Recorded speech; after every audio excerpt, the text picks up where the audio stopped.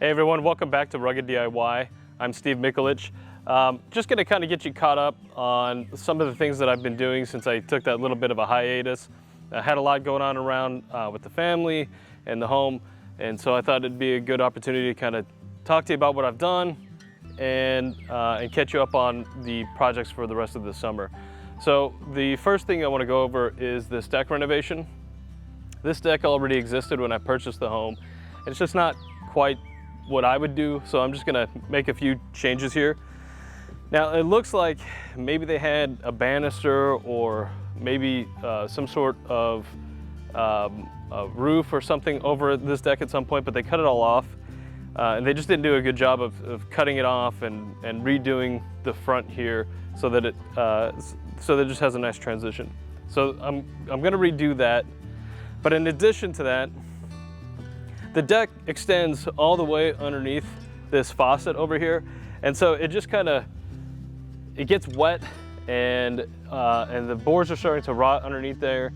And over and above that, it's just inconvenient to get to that faucet. So I wanna shrink this in about 2 feet, come to this next cross section right here. I'm gonna stick a 4x4 in the ground here and one in the ground there, secure them in. And then after the concrete is solid, I'll cut off the ends and cut down the boards and relay all of those. As I take up all these boards and clean them up, any of the boards that are rotten, I'm just gonna get rid of them and replace them now.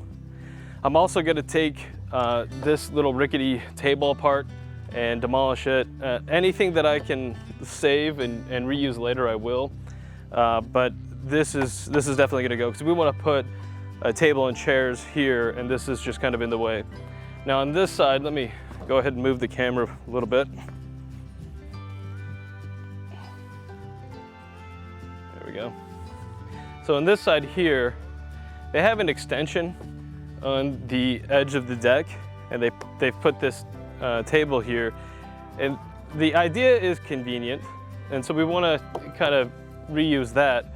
But what we're going to do is we're going to take this edge off and then bring the deck this way a little bit, and we're going to rebuild a kind of like a table that will go all the way across. We'll be able to stack wood underneath here for a future fire pit that we're going to build here this summer, or maybe next summer, depends on how much we get done this year.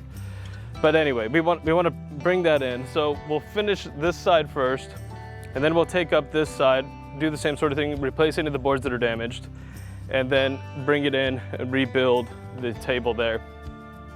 We're also going to rebuild this upper deck area. Some of the boards are just kind of getting a little bit squishy, and it feels like maybe some of the supports have given way. So we're just going to redo that as well. After we get everything rebuilt, I've got a stain. We're going to re-stain the whole thing and give it a nice finished look.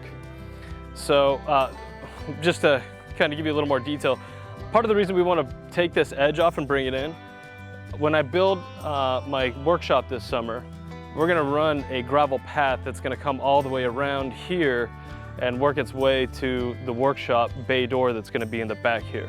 So taking in this deck will just create a little bit more space and give it a nicer finished look once we get it all stained. So it's already been a few hours. I had to run to the parts store and get a new drill bit for the types of screws that are in this deck. And I think this is an important thing to point out, that every time you start a project, you're gonna run into issues that you didn't expect. So essentially, every screw that the person who installed this deck that was drilled past the point of the surface of the wood, it has a stripped head. And so the bit won't unscrew it. So I'm gonna have to come back and get all of those screws out that I essentially had to pull through the wood because I just want to get all of this wood off. But it's just added work. And the other thing is, once I exposed the under, framing here, my plan has slightly changed. I thought I would be able to just stick the 4x4 post in the corner here and go ahead and attach it and just cut it off here. But I think what I'm gonna have to do is, after I take up all of the wood here, I'm gonna cut the excess off here that I don't need and remove this piece of wood here and get a fresh piece of wood that will come all the way and kind of cap off this support plate here. That way everything will be properly braced. So it's just going to be a little bit more work than I was anticipating, but not significantly more. But I think the important thing to point out here is that not everything is always going to go as planned. In fact, I've rarely had any project that I've ever done on my home that when I first sat down and planned it out and thought, okay, this is what I'm going to do and this is how it's going to go, that it has ever worked out that way. Every single time I've started a project, I've always had to adjust and change my plan slightly to fit the situation as it reveals itself. And so for those of you who are watching this and are maybe just now getting into, DIY, if you're a first-time home, owner, or if you're just getting into, doing stuff by yourself, just keep that in mind, that there's never a plan that 100% goes to what you expect it to be. So I'm going to keep working on this. Before I wrap this up, I'll take you around and show you some of the other stuff that I worked on while I was kind of on my break. And then we'll kind of wrap this up and come back once I've got all this up and I get the post set, and then we can pick up the project and see what else we're able to get done. So let's go check out some of my other projects real quick. So during the break that I took, one of the major projects that I've been working on is my garden and my landscaping in my front yard. I built this large cage here to encase my corn, because I have a real bad problem with squirrels and groundhogs getting into my garden and eating the stalks and eating the corn on the stalk. So I built this this cage to keep all the wildlife out. The other thing I did this year, I had just compost in my box gardens, and what I found out is that compost is not very good by itself. It's very nutritious, I guess, for the plants, but it doesn't retain any water at all. So I was having a problem with, the root systems kind of burning up, even though I was, working hard to kind of keep them watered. So I'm trying something a little bit different this year. I got the idea for this from the Square Foot Gardening book. So I did that mixture of compost. It recommends using peat, but I used coconut coir and vermiculite, and mixed all those together. It was the way that you'd mix it, you get a 5-gallon bucket, and you fill that up with each type of compost, vermiculite, and the coconut coir, and you do 1-to-1 mix, and you mix it all up, and then you mix all that into the boxes. But anyway, so we're trying that out in the box gardens this year. The other thing I did is I changed up this fence here. I went ahead and put some 4x4 posts. Let me kind of show you here. So there is one 4x4 post here, and there is one 4x4 post in the other corner.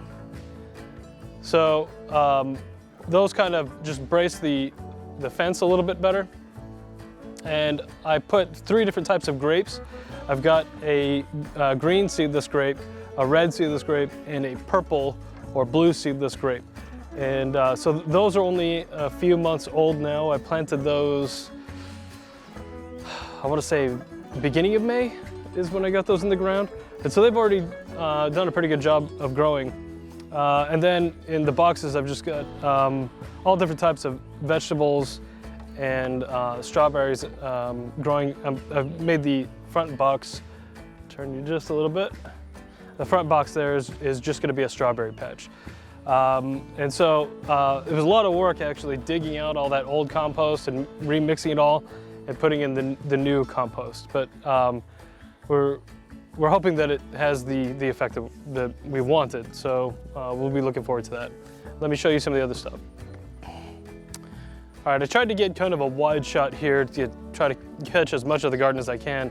But my front garden here, I've essentially finished planting, and now I'm just waiting for all of the plants to kind of fill in the dead space. There was one plant that I purchased that just didn't take root, and I've got 4 more of them on the way, and they should be here, I believe, the end of August, and that will finish this garden, and everything will just have to develop and mature and fill in. But I'm really pretty pleased with the way that this has turned out, and I get a lot of compliments on it. It's the first garden I've ever planted, so I mean, I think for a first attempt that it's pretty decent. Let me show you here. I'm going to swing around. Here is kind of the center garden, and this portion here is a lot of transplant. It's not finished yet. A lot of the stuff that's growing here is volunteers from the plants before I moved them, and so I've been giving away a lot of flowers to my neighbors because it's just more flowers than I want of a particular type. And I've got seeds that I've started for other plants that I'm going to be transplanting here. I'm going to try to get this completely planted by fall. And then let me show you over here.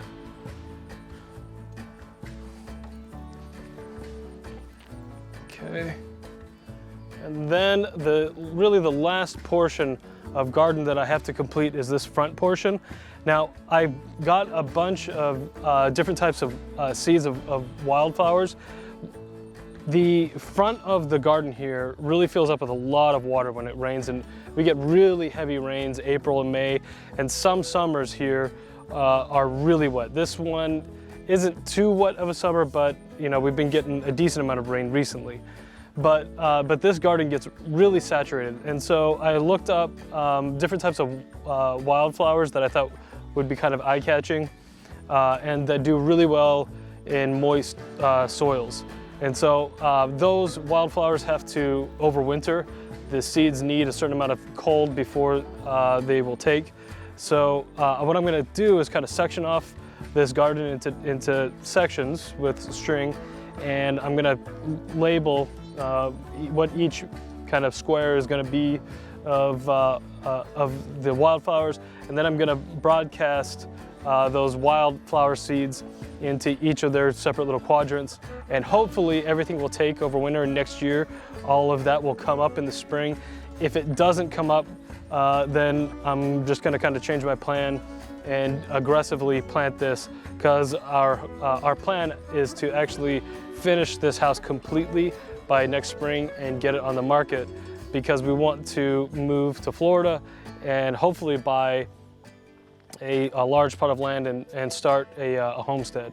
So our plan is to really aggressively get after all of these little projects this year and over the winter, and then get the house on the market.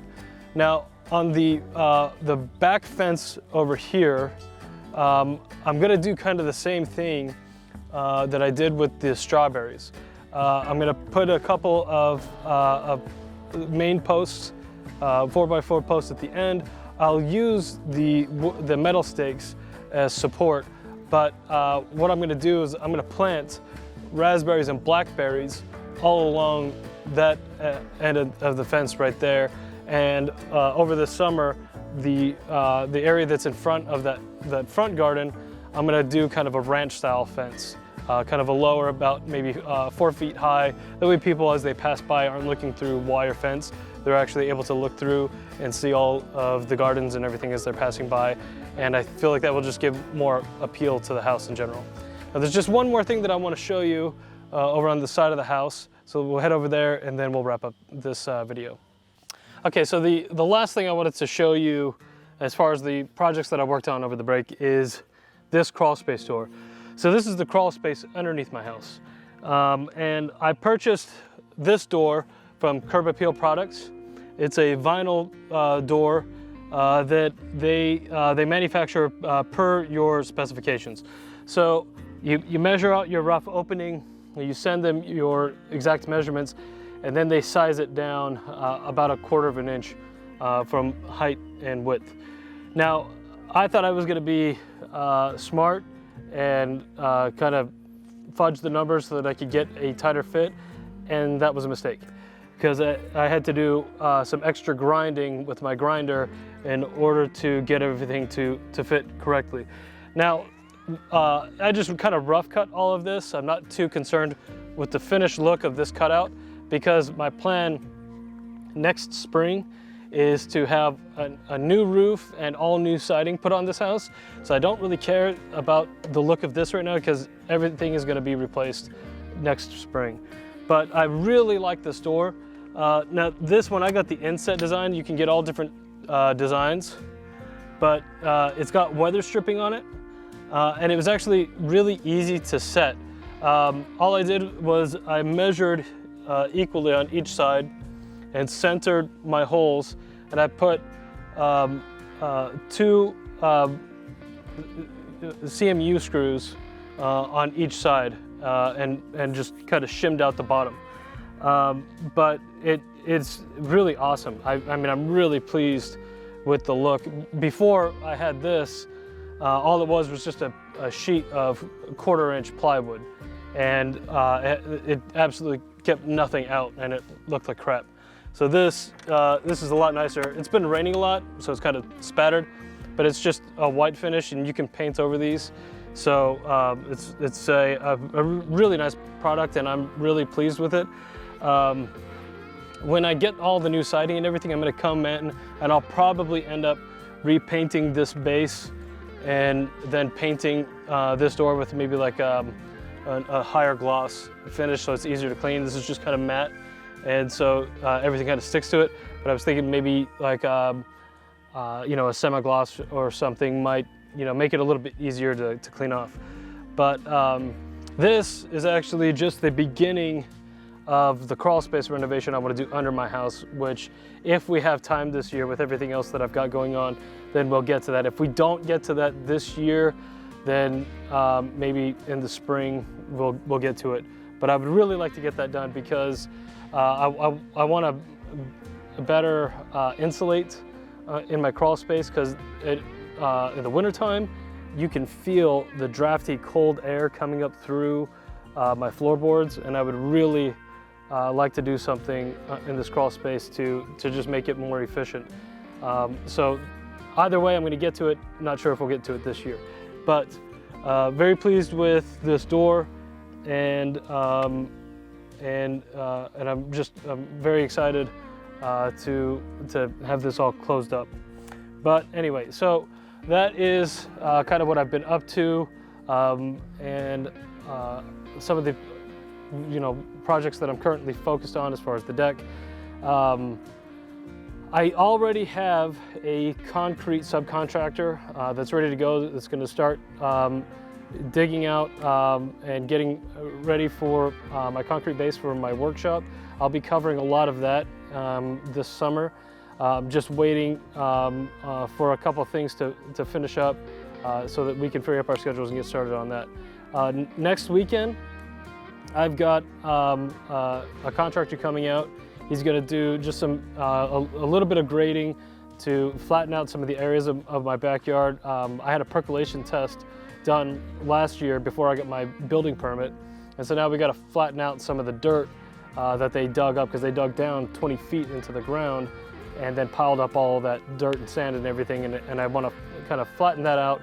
And then the wood base that I had left from that shed that got destroyed last year when those trees fell, I'm going to move that base to another location in the backyard, and then we're going to start constructing a chicken coop this summer as well. So a lot of stuff to get accomplished this year. I'm going to try to cram in as much as I can over the summer and get as much accomplished as I can. So I think we'll have a lot of good content, and hopefully all of you will come back and keep watching. I noticed that a lot more people have been subscribing to the channel. I just want to welcome all of you and thank you all so much for following. And I hope that I will provide more content for all of you that you'll enjoy and find a benefit in. So thank you all, and I'll see you soon.